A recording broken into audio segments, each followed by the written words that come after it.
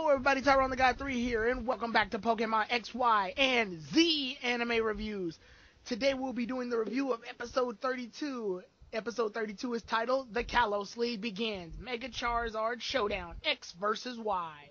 And here with me I have a special guest. Introduce yourself, sir.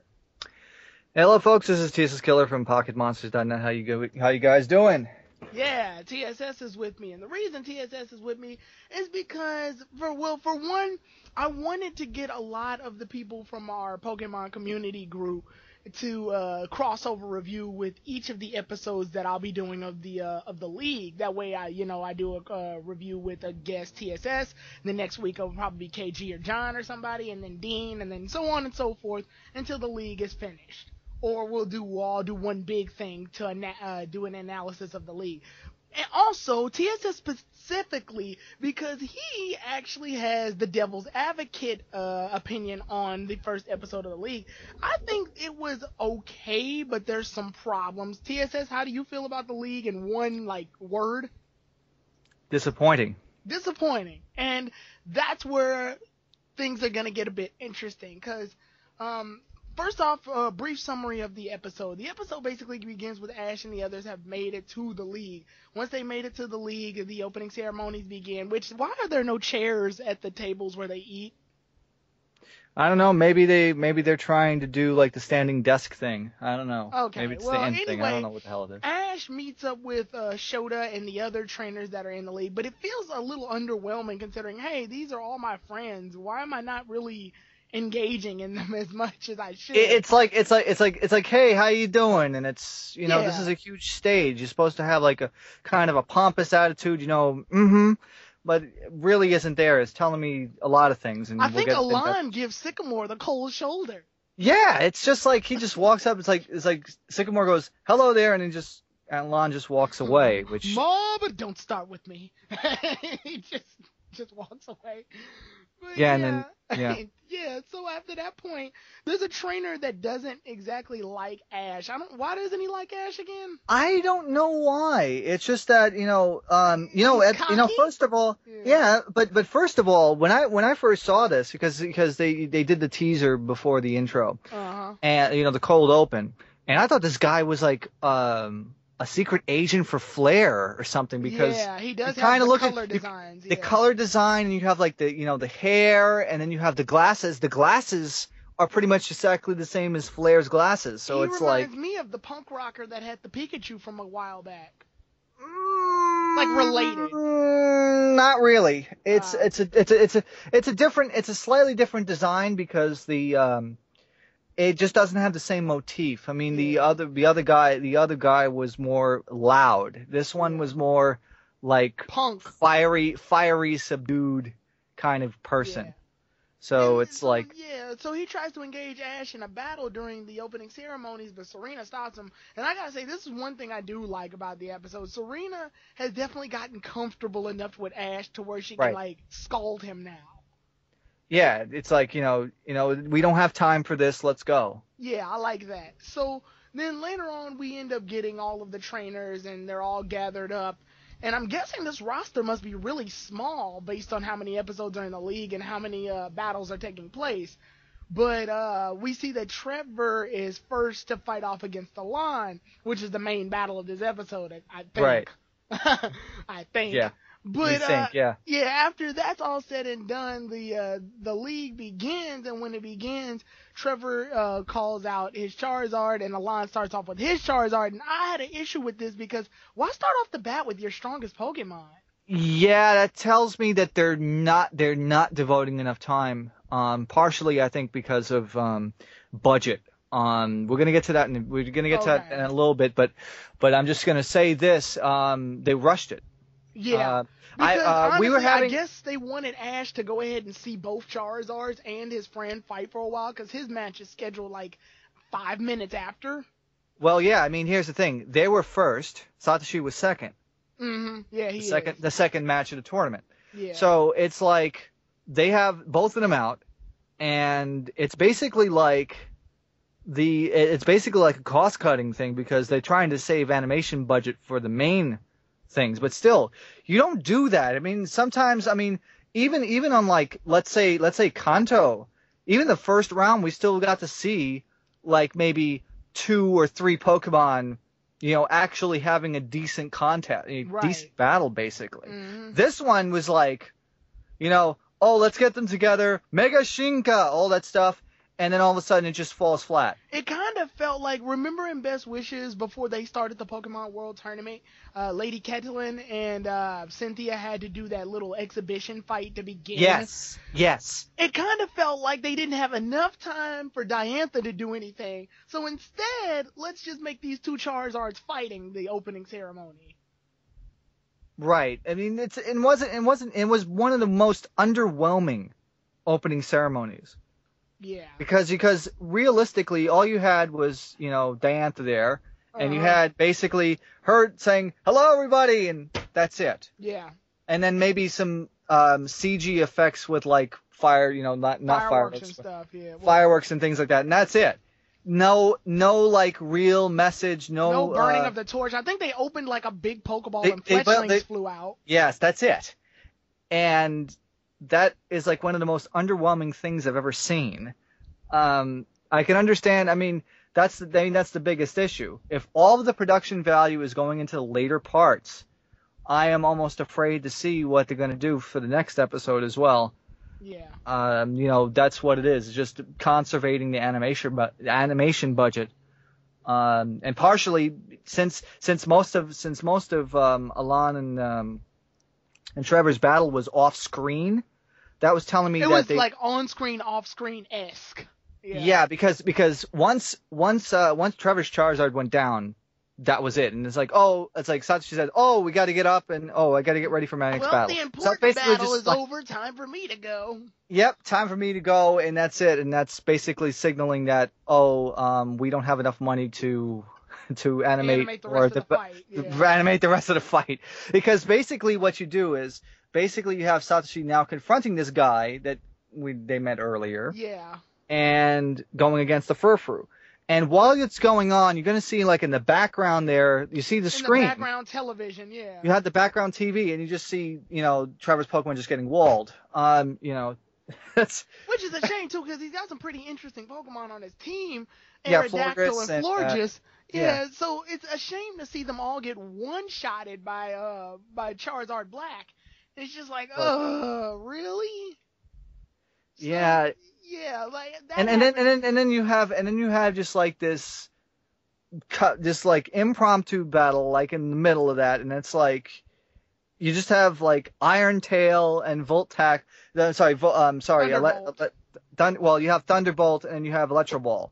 And it's basically just like, oh, we have these animated already. Okay, let's just use them. It was a very stock battle.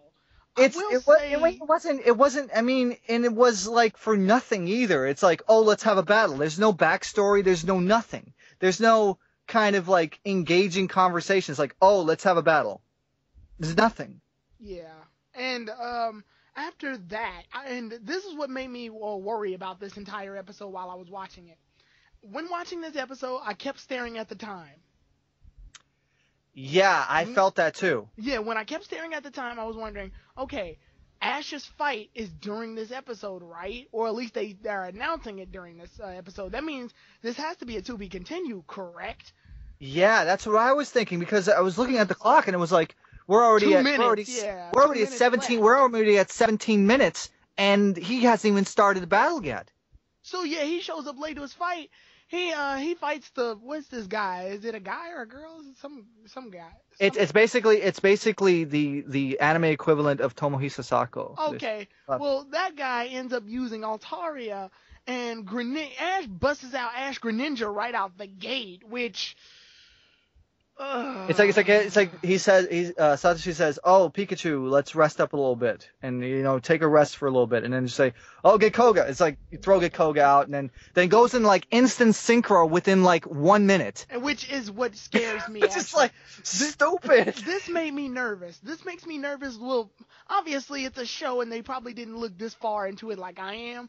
But I'm looking at it as, what if I was a trainer who had to fight Ash at some point? Yeah. Well, Ash just busted out the gate with his strongest Pokemon all I have to do now is just, and no one's seen it ever. No one's ever seen Ash-Greninja. Even the crowd reacts like, whoa, what's that? You know what that means, though. That means that this storyboard was rushed because they couldn't find a way, because they probably couldn't manage the time. Yeah, because now, because the Satoshi Koga battle thing, that felt like it was shoehorned at the end. Yeah, even the opening theme is instrumentally just sort of slapped on there. Well, no. I mean, here's the thing. What I did like about it is the X, Y, and Z rock instrumental. I love that. Actually, I do like that music. But it's like we only get that for like a minute and a half, and that's it. That's like boom, and then it's like, and it just cuts away, and then that's it. And that was like, why? Why do this? So at that point, Ash wins the battle, but we don't get to see the rest, which means we assume that Ash pulled an Elan and sweeps through that kid's whole team with just Ash-Greninja. Yeah, and like I said, it's basically, I guess it was the only reason why they did it is because they had to reference Tomohiko Sasako in the anime, and of course his favorite Pokemon is Altaria. Yeah. So it's like okay, let's do this one reference that nobody outside of Japan will get. Yeah, and so it's like. Yeah, we've seen that happen before. I think the Rock Pikachu trainer was actually based off of another Japanese rock star. I didn't know that. Yeah, and because I saw a lot of Japanese comments on Twitter, but yeah, like nobody would get that reference in the West. Right. So. At that point, we see that the roster's been changed up a bit because most of the trainers have been eliminated now. This is the first round. So we see Terino's there, Shota's there, Trevor lost, surprisingly. Yes. Yeah, I guess they just wanted. I guess they couldn't write anything for him. So okay, we're gonna give him Mega Stone and that's it. Right. And then the episode basically ends. So. TSS, go ahead with your. Well, I'll start off with my thoughts first because I know yours are more on the negative side, and I really want to engage in that. Sure. So I'll give my brief thoughts. As far as the league goes, it's I wouldn't mind if they had just taken another episode to continue. They could have focused more on an opening ceremony because an opening ceremony kind of makes or breaks a league for me. So when they rush it, it's just like, ugh, it doesn't feel like I'm in a league anymore. Now it feels like I'm just in a series of battles. I do like the league battlefield. I like the way it looks. It's a spectacle. It looks good. Right. Yeah, that looks good. That's my mother calling. Nice. Go ahead. Yeah, a special guest from Kid to Kid as a ringtone. Anyway, I can't understand why the guy was there exactly. I guess he was just jealous of Ash's success, which why Ash? Yeah, I mean, why? I mean, the only reason why is because he got interviewed. And then looked at this, so then it's like, Satoshi's like all pompous to the camera and stuff like that, and then this guy says, which isn't the first time. I think it's a callback to when he did it the last time. Yeah, I mean, it's like Satoshi's been interviewed in how many leagues now? Like 3 or 4 leagues. I remember. I still think the funniest is his Battle Frontier interview with before he fought Tucker. So. Right. Well, how do you feel about interviewers asking you questions? But anyway, outside of that, this is also side note. This is the first time I think Ash has met Malva. I think so too. Correct. Yeah, because she was in X and Y, and Ash and the others didn't get to see her because they were running out of the Pokemon Center while she was on the news. Right. So yeah, we finally got them to meet face to face. Correct. But other than that, spectacle wise, it was really cool looking, but I just have a bunch of conflicts with the pacing. So that's it. I guess we can transition over to TSS because you have the actual feelings about the episode. It's one of the worst first round episodes I've ever seen. Damn. in the entire series. Reason why is, like I said, the timing is completely off. First having very little, it's almost no opening ceremony, which completely destroys the feeling of this. Which telling me that they're rushing this because we have a fact that we still have to do the Rocket and Flare arc and Zygarde arc, and we have to fit it all in like 4 months. Yeah. So this is like they're starting to press the gas pedal here. Second of all, why do we spend time on a trainer where we don't even know the background and it's just random? And it's like, okay, what is the meaning of this? Why do we even have to deal with this? And it's like it dragged along. It's like, and once again, that goes to another fact that they probably save on animation costs, because now they just have to do one little segment of a battle, and then they can cut away and then not have to worry about the animation costs. Do you want to know, when I watched this episode and then I took a minute to think about it for a while afterwards, do you remember the episode in Kanto right before the league where Ash had fought this dude with a Marowak? Yes. And the guy with the Marowak wanted all of Ash's badges if he lost because he lost his badges? Yes, that actually had a backstory, and that really worked well. There was a whole episode devoted to it. Yes. This was like 7 minutes. This was trying to make that episode happen again in 7 minutes, and it just didn't work out for me because we don't know anything about this guy prior to the league. We could have at least got some like, oh, he tried to get all 8 badges, but he didn't do it in time or something. Yes, indeed. So basically, what it is that, and let me just get back to this quickly. Also, so aside from that rush job, because here's the thing. Here's a fun fact. Last night, before we went to bed, we made a bet on how long the Charizard X and Charizard Y fight would go, and I said 4 minutes and 26 seconds. Now I have to do my calculations. But I think the total screen time for the battle probably is just about that, because it started like 9 minutes into it, and then we got it wrapped up at about 14 minutes, and then you have to count like 30 seconds for the eye catch, and then then the cutaways.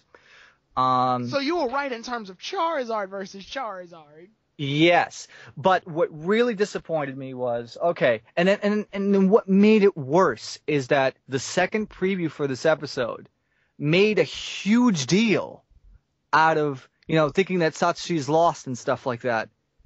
They hyped it up so much and then just flew flat. He was late for an incredible 2 minutes. Yeah, for 2 minutes. in their time, and our time was like 30 seconds. But it's like, once again, it's like you're hyping it up for nothing. It's basically like a fandom circle jerk. It's not like Richie's battle where they waited all night for Ash to show up. Yes, yeah, and that's the thing. And then as we mentioned earlier, and then Satoshi's battle lasts a whopping like minute and a half or 2 minutes. And it's just basically rushed. It's like the story, like they were running out of time on the storyboard. So it's like, okay, let's just slap together, make the synchro happen immediately, and then just let's one shot this guy. Which again, I gotta say, and obviously we're watching it as a show, but if we were in the world of Pokemon right now, and I were a trainer in the league, and I saw this, most of my mind would be strategizing on how to beat Ash-Greninja. Because, I'm sorry, Ash using his ace at the beginning just messes with me. I don't know why or how, but to me, him using his ace right off the bat just bothers me. I would have preferred him use Noivern or Halucha or something, but not his ace. Yeah, like I said, I think it's because since they probably reused the animation from Wolfrick's gym, and then they figure, we already have this animated already, because digital animation, all they have to do is just drop it into a new setting, right? Right. It's like, okay, we already have this animated, so let's do this thing and save production costs, and since we don't have a lot of time, let's just slap it in there. And again, going back to what I said before, they had no real opening ceremony, so I guess this is their way of going, let's give the audience a good show, because the crowd's reaction to Ash-Greninja was as expected. I mean, no one's seen Ash-Greninja before except for who? Shota and Alon? Yes. So yeah, the crowd reacted appropriately, But at the same time, I'm looking at this thinking, well, if Ash uses his ace right off the get go, then a bunch of trainers can beat him logically. I mean, we know it won't happen, but I'm saying it could, and Yeah. it just feels weird to me. It felt like Ash needed You a know quick way to what? beat Altaria. What they should have done was if you really were to do this right, straddle it. Yeah. At least make it a fair fight. But then again, though, why would you want to do that? Because it's a first round. Right. So it's like, it's like the devil's advocate, right? So Right. you either gotta have it straddle, or I mean, it would have been nice if we would have seen like Noivern and then go up against that. Right. And it's like, okay, or start the match and then push it to next time. Like you're supposed to do it. I get it. This trainer isn't exactly super important. It's just Ash's first round trainer. They could have had a to be continued cliffhanger in this battle, and then the next episode open up with him winning already. They did this before in Kanto. Yeah, and they also did this in Hoenn. Yeah, where he starts off already in a battle and then wins. Yeah, and then you just see like the last like 2 hits, and then down, and then you go right into the intro, and that's how they should have done it, because the problem now is that you're basically squashing the momentum. You're breaking the flow, which is telling me that they're not trying very hard. And they were doing, this isn't the first time in which coincidentally, Serena's showcases this week. Mm-hmm. Well, in America, Serena Showcase is only 2 episodes, right? Which is surprising to me, because like most grand festivals are about 3 to 4. Yeah, the one in AG was actually 3 episodes, and they actually made a whole big deal about it. Right. So when I see this like 2 episodes for Serena and like these 4 episodes for Ash's League, and then obviously the final one if it comes, it feels to me like, like you said, they're on crunch time. So now they're just like doing. Actually, what we can actually mention is that in Unova, it was like they went too fast, and then they had to create content spontaneously. Yeah. And now this time they went too slow.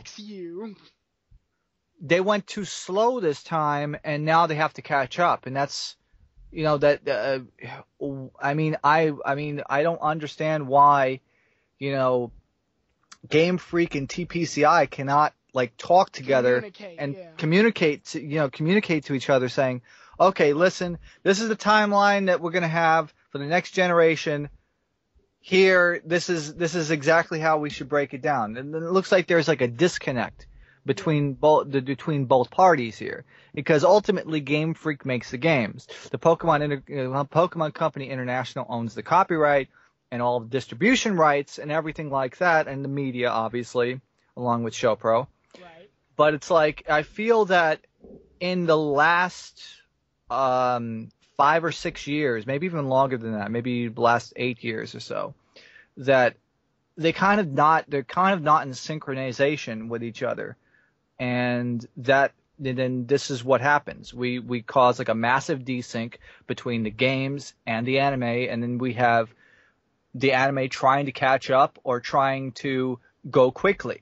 And that's not how you're supposed to do the product. It's not right. Because what happens is the fans suffer. The only reason that has me really thinking about this league in particular, and why I'm a bit disappointed by the rushed pacing, is because this is X, Y, and Z. Like, this was the way this series started off battle-wise was like really awe-shocking and awe-inspiring, and like each of the battles themselves are a spectacle. Even every gym battle looks good. Even the most boring gym battle, Wolfrix, still looks aesthetically pleasing. So when you have a league devoted to nothing but battling, you need to find a way to pace it so where it's comfortable, and this isn't comfortable, especially that Charizard versus Charizard fight. And Which it's one of the most. It's one of them. Yeah, we haven't it's even one. tackled. It's not even. I mean, it's one of the most disappointing. This is like one of the most disappointing league matches ever. Other than Charizard using the tail to slap the water to counter the flamethrower, I don't see anything about that fight that made me go, oh, that was cool. Yeah, because it's supposed to. I mean, what it's basically doing is advertising Charizard X and Charizard Y, but this is not impressive. Trevor's Charizard got curb stomped so fast, we didn't even get the chance to appreciate Charizard Y at all. Yeah, I mean, realistically, it's just, once again, going back to the whole thing, it's budget cuts and cost-cutting measures. And, the thing is, though, if they don't really take the 6-on-6 battles seriously in terms of not just the animation, because, I mean, let me just tell you, animation doesn't make everything. It's the plot, it's the tension, it's basically the storyline and everything like that. Like I said, with this, you basically have like nothing. I don't feel the connection, because league matches are supposed to have, engage the fans. You're supposed to feel like you're with them, very intense, and the intensity is not there. It felt very boring, to be honest. Well, with this. Yeah, I gotta say this. They're already done with the opening ceremonies, whether we liked it or not, rushed or not. They're done with that. Right. So we're knee deep into the tournament now. Like, well, not knee deep, but we're like ankle deep into the tournament now. We've already put our feet in the water. So now it's nothing but battles, and that time it can only be used for battles now. We messed up that opening ceremony. Because, it's over now. There's nothing we can do about it. We can't go back and change it. We can't say, oh, this thing. No. Right. So now we've got nothing but battles. So you might as well use that time usefully. Because, like I said, when watching this episode, I kept staring at that clock. And the reason I kept staring at that clock is I was thinking, how much content do we have time for? We're already this far in, and we're just getting into this, with the Charizard battles. Is like this, with Ash already fighting off against the Furfrou trainer afterwards. Mm-hmm. We don't have enough time to really flesh out his trainer battle. Yeah. And then when they rush that trainer battle, whatever, it's the first trainer, but at the same time, it's like, it feels like it was an afterthought. Right. It went by so fast, I almost didn't think about Ash. Yeah, it's like you blink your eyes and it's over. Because I had to keep reminding myself today that Ash is completed round 1 of the league. I'm still thinking he has to do a battle. He hasn't. Well, he has already. It just happened so quickly and so underwhelmingly. There was no strategy involved.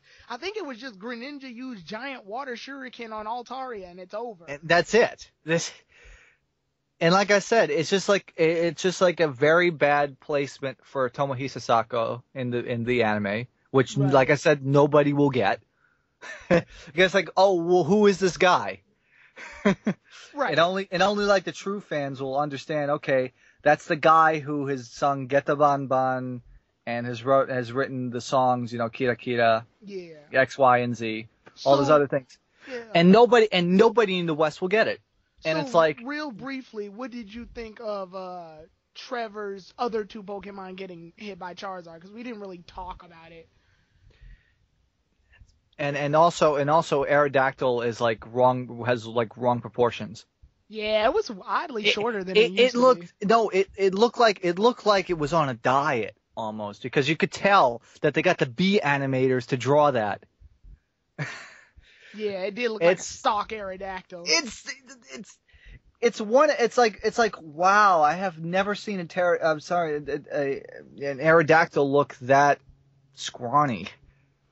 Yeah. It almost reminds me of like somebody is like okay, let's like shrink, because an anorexic Aerodactyl. Anorexic Aerodactyl, yeah, we're gonna be quoted for that now. So we have that. The Altari didn't look too bad, in that battle, but the Florges looked fine because I liked Florges' color scheme. Too bad we didn't get to enjoy it for real. We saw it for 5 seconds and that's it. I was like, because the white Florges is actually pretty hard to, the white Flobebe is pretty hard to find. Yes. So we got to see it for all of 5 seconds, and it died. And I was like, no, this is BS. Florges is a fairy type. How is it so sucking so bad? What did Trevor do to suck so bad to where all 3 Pokemon lost to Mega Charizard X? It's like 2 Megas fought each other. Shouldn't he at least be worn down? Yeah. But maybe because of the level advantage. But then again, when levels don't count. Right, and we can't say, oh, well, Alon, we have to think of Alon's other Pokemon. We know he has a Metagross, and Steel types are good against Fairy types, so he could have used that. I guess we just didn't want to see Alon lose his precious Charizard in the first round. And not even change out. There was even no change outs. He could have substituted. Yeah, and the thing is, they don't even mention that they could substitute. Because, once again, they don't even explain the rules either, so they didn't have time to do that either. It does sort of feel like we just sort of like cannonballed straight into the battle. Too. Yeah, we just went right in there. It's like there's no explanation. And even the announcer didn't even announce like it really felt underwhelming. And like I said, it's basically implied that you already know what the rules are. It's like, oh, you watched so many episodes of this, you should know how the league goes. You played the games, you know what to do. Ding! Round 1. That's stupid. Yeah. I think the announcer's also a callback. Yes. Yeah, he's a callback to the first one. So that was cool, I guess. But overall, it's actually the same guy. It's actually the same guy. Same guy? Huh, cool. Yes. All right. Now, if we it might be. It's like the same. No, Mr. Good Show was like he wasn't the announcer. He was just the master of ceremonies. Yeah. I'm saying I wish he had been there, but yeah. I mean, how? I guess they couldn't find the guy to voice him. Yeah. So. But I think in conclusion, well, what I'm gonna say in conclusion, then I'll give it to you. Sure. Overall, I can say, it's aesthetic. Well, the setting is aesthetically pleasing. The area in which things take place, because I do like the way the league looks. Yes. It looks good, but everything inside it feels like it's on speed, and they need to slow down. Hopefully, the next episode is their chance to slow down, because if they go any faster, I won't be able to handle it. So, TSS, what about you? Well, after being thoroughly disappointed, as I've mentioned, I'm really hoping that, at least they step up their game like KG. I'm sorry, KG is not in this call. Stupid me! Tyrone has said here that, it's okay. Because you want to know why? Because I'm so used to doing videos with him and stuff like that. Yeah. It's all right. But anyway, so as Tyrone said, the backgrounds, the CG looks very pleasing. The background effects look appeasing. The battlefields look appealing and stuff like that. But the biggest problem is the writing just took a dump. Just like, okay, we have nothing to do. Our animation team is working on this other episode. There were too many cooks in the kitchen, yeah.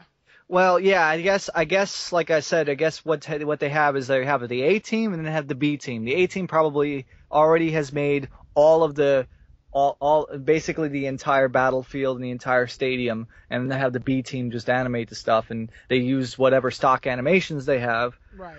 But this was just the whole side kind of the side battle here with Satoshi and that fruit trainer. That was just a signal that says we don't even care about animating the battles too much because we don't want to. Right. Basically, let's off-screen most of it so that we don't have to spend a lot of time animating this. So they had to make up a lame excuse to make the episode go by, and it's like, okay, let's animate 2 battles and that's it. And right. It just didn't feel right. It just felt like the Satoshi battle was shoehorned in there, and basically they were running the clock. That's how I feel. And honestly, I think this whole episode could have gone with Ash just not battling at all. We don't need to see Ash battle. We know what his Pokemon are. It's Yeah. Trevor that I think should have received this because Trevor's been missing in action all the way since like X and Y during the Talonflame episode. Yeah, and you know what? Now he's one and done. So it's like they just killed him off, and I don't like that. I mean, we have like these great episodes like with with Moltres and stuff like that, and then you come out and then Freeze and all that stuff. Then you come out and it's like you just completely kill them off in like 5 minutes. It felt to me like they utilized Trevor the least out of the three. Out of the three of them, trio. yes. Yeah, out of the Kalos trio. I guess they didn't. I guess I know probably some writers they don't like certain characters. Yeah, because like Shauna at least had the showcase. Yes. And Tyrino showed up in a bunch of episodes. He showed up in the episode where Sliggoo evolves into Gudra. He shows up again when they do the tag battle to get Eevee to stop having fears in battles. He shows up again, I think.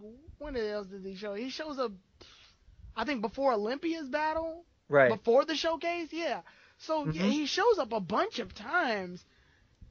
But Trevor only shows up during that Talonflame episode, and we don't really see him and Xerneas. Sorry, was it Xerneas? Oh, with the Xerneas? Yes. Wait, which one? I think it's a Xerneas because remember he took a picture, and then the picture didn't develop or whatever. Oh yeah. Well, that was when they were still in the summer camp.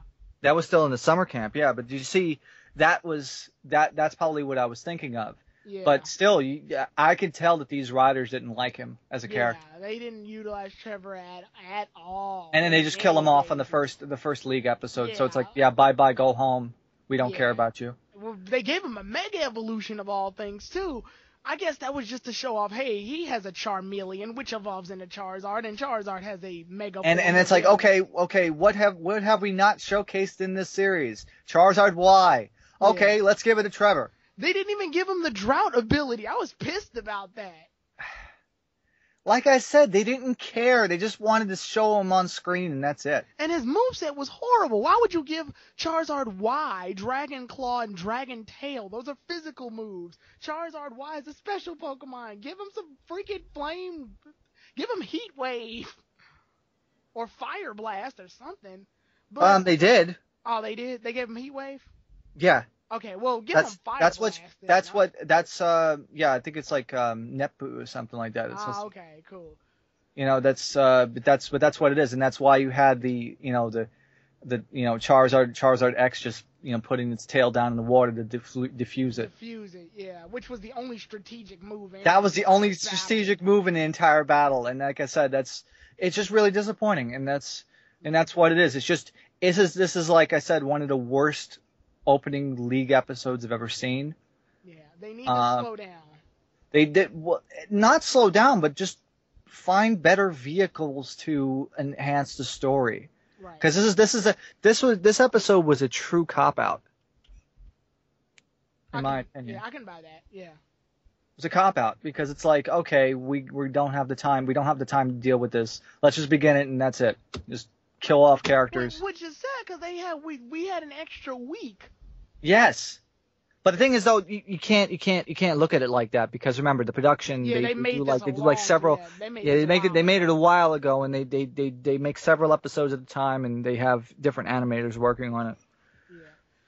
But aside from that, it's like I said, combined with the lame side battle, the horrible Pokemon designs that were not the main ones, and the whole plot device just to get this episode out and just to get this get this league started and hyping up the episode with that second preview through no end. It's a failure. It flops on its face. Yeah. So telling it like it is. I know some people say, "Oh, you're biased. Oh, you're this. Oh, you're that." Well, think about it. That's the way it is. That's how it is. That's how it was presented. If they had ended this episode with Ash being stuck back there with that trainer, and him not showing up and he's late. Yes. That would have been a good cliffhanger because it's like, oh snaps, Ash is late. If he doesn't show up, he will be disqualified. And I was expecting them to get up out of the seats and go find him. That's how they made it. That's how they made it seem in the preview. Right. Where it's like, okay, we got to find him, and where is he? It's like, I was expecting, okay, maybe some of this episode be, them trying to find him, run through the hallways and stuff like that. But this episode it's a cop out. To where's Ash? Oh, there he is. Cop out. Yeah.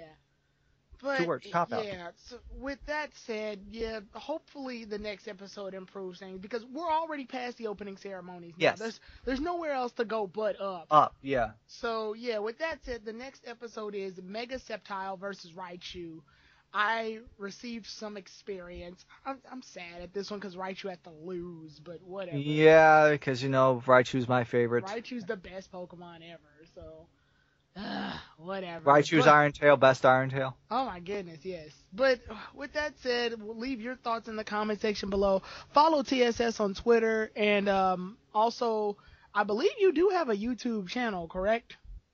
You don't use it as much. Yeah, I don't use it. I don't use it as much. I usually comment on one, and then I do videos on another, but they're sparse and in between. We'll talk about that in later. We'll talk about that in later ones.